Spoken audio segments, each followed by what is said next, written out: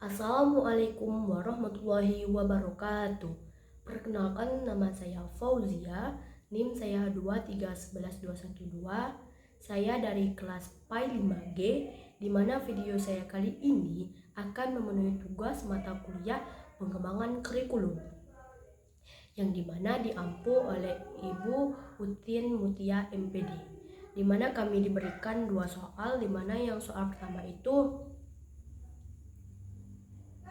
aspek penekanan kurikulum dalam kurikulum Merdeka adalah pengembangan profil pelajar Pancasila serta literasi numerasi. Menurutmu, mengapa dalam kurikulum Merdeka menekankan pada dua poin tersebut? Nah, di sini saya akan menjawab pertanyaan soal nomor 1. Nah, di mana kalau menurut saya itu ada dua alasan utama mengapa bahwa kurikulum Merdeka itu sangat menekankan pada pengembangan profil pelajar Pancasila serta penguatan literasi dan numerasi. Jadi di mana kalau menurut saya alasan utama itu bahwa profil pelajar Pancasila menjadi fokus karena pendidikan saat ini tidak lagi cukup hanya mengejar kemampuan akademik, tetapi mereka juga mampu. Siswa itu harus dibentuk menjadi pribadi yang berkarakter kuat atau mereka mampu bernalar kritis, mandiri, kreatif, serta berakhlak mulia. Jadi, mereka itu mampu bekerja sama serta mampu menghargai kebinekaan. Jadi, di mana 6 dimensi profil pelajar Pancasila itu dibutuhkan agar siswa siap menghadapi tantangan zaman, baik tantangan sosial, moral, teknologi, maupun budaya. Atau juga dengan kata lain bahwa kurikulum ini ingin memastikan bahwa peserta didik itu tidak hanya pintar, tetapi mereka itu juga benar dan berkarakter. Nah, di mana alasan utama yang kedua itu bahwa saya mengatakan bahwa kurikulum Merdeka ini menekankan pada literasi dan numerasi. Karena kedua kemampuan ini adalah fondasi semua pembelajaran. Jadi tanpa literasi yang kuat, siswa itu akan merasa kesulitan memahami informasi, membaca teks, berpikir kritis, atau menyampaikan gagasan kepada orang lain. Jadi tanpa numerasi, siswa itu akan kesulitan membaca data, memahami grafik, serta menghitung secara logis atau mengambil keputusan berbasis angka. Jadi di mana dua kemampuan dasar ini sangat penting, bukan hanya di sekolah, tetapi juga di lingkungan kehidupan sehari-hari kita, maupun di dalam kita itu di dunia pekerjaan dan perkembangan teknologi saat ini yang semakin canggih. Jadi di mana secara keseluruhan dalam alasan utama dua tadi, jadi penekanan kurikulum Merdeka ini pada profil pelajar Pancasila, literasi dan numerasi ini bertujuan membentuk peserta didik yang berkarakter, kompeten, dan siap menghadapi tantangan masa depan, serta bukan hanya tingkat akademik tetapi juga dalam kehidupan sosial dan moral mereka. Nah, hanya itu yang dapat saya jelaskan di soal nomor 1, di mana soal nomor 2 itu salah satu metode pembelajaran yang sering digunakan guru dalam kurikulum Merdeka adalah pembelajaran berbasis proyek. Banyak tema yang dapat digunakan untuk pembelajaran berbasis proyek. Berikut 7 kategori tema proyek yang umum dibahas. Pertama itu A. Kesehatan tubuh dan jiwa, B. Teknologi, C. Nasionalisme, D. Sustainability, E. Warisan kebudayaan, F. Entrepreneurship, G. Demokrasi. Anda saat ini adalah sebagai seorang calon guru PAI. Jika Anda ditugaskan kepala sekolah atau wakil kepala sekolah di bidang kurikulum untuk memilih tema sustainability dengan isu tentang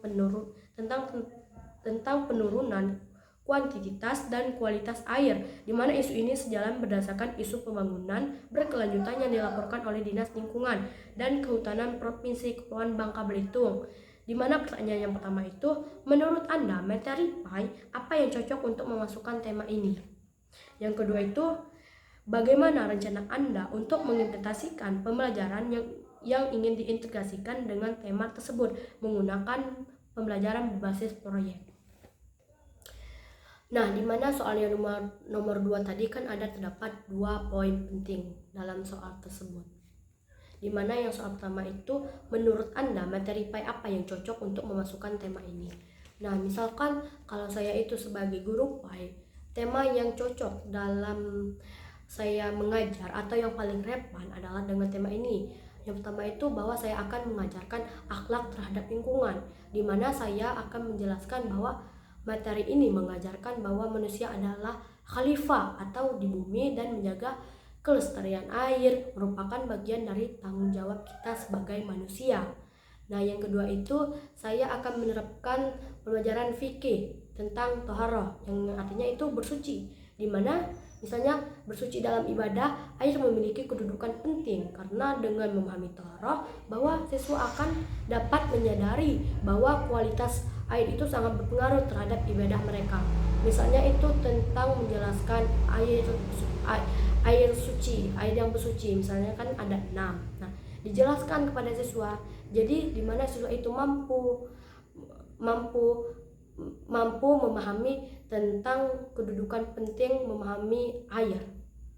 Nah, di mana yang ketiga itu saya menerapkan ayat Al-Quran tentang larangan merusak bumi, yang dimana terdapat dalam surah seperti Quran surah Ar-Rum ayat 41, bahwa ayat ini menegaskan bahwa kerusakan alam termasuk pencemaran air adalah bentuk dari penyimpangan dari amanah Allah Subhanahu wa taala.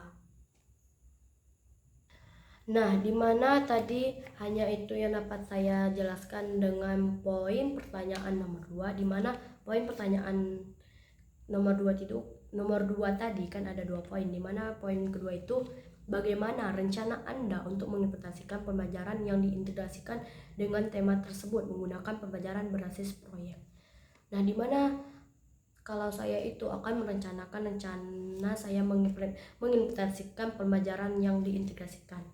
Di mana kalau saya itu merencanakan pembelajaran berbasis proyek untuk mengintegrasikan tema ini, langkah-langkah yang akan saya lakukan adalah pertama itu saya akan melakukan tahap tematik, di mana saya itu menayangkan berita atau video tentang penurunan kualitas air di Bangka Belitung. Misalnya dari situ saya mengajak siswa berdiskusi tentang dampaknya terhadap ibadah dalam kehidupan sehari-hari. Nah, yang dimana kedua itu menentukan tujuan proyek, dimana bahwa saya itu bersama siswa saya menetapkan proyek seperti membuat kampanye hemat air, poster edukasi, video tentang air yang bersih, misalnya menjelaskan lewat video dalam perspektif Islam. Nah, yang dimana ketiga itu saya melakukan eksplorasi, dimana bahwa saya mengajak siswa melakukan observasi di lingkungan sekolah, misalnya melakukan wawancara, misalnya melihat tentang air itu bagaimana, atau serta mencari informasi di karya ilmiah atau sesuai dengan dalil-dalil agama yang relevan.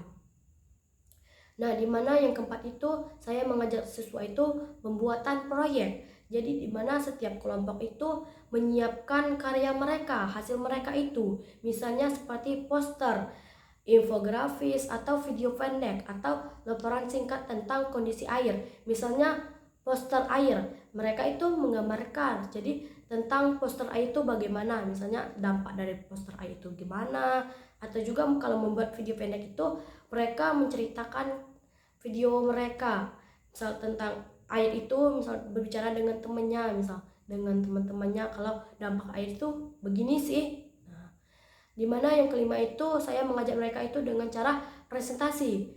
Jadi di mana presentasi ini saya mengajak siswa memaparkan hasil kerja mereka dan mereka itu memberi umpan balik, jadi bertukaran pikiran. Nah, di mana yang keenam ini saya mengajarkan refleksi di akhir pembelajaran.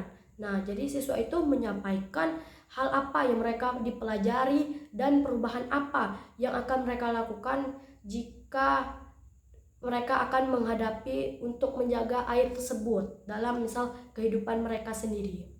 Nah, jadi dalam pembelajaran berbasis proyek ini, siswa itu bukan hanya mempelajari pelajaran PAI, tetapi juga menerapkan nilai-nilai agama, menjaga lingkungannya baik. Jadi mereka itu udah paham bagaimana jadi jika suatu saat nanti terjadi kepada mereka tentang air itu. Jadi merupakan sumber kehidupan mereka sendiri. Nah, jadi hanya itu yang dapat saya jelaskan dari tugas saya. Saya akhiri. Maaf jika ada kata salah, saya mohon ampun. Saya akhiri. Wassalamualaikum warahmatullahi wabarakatuh.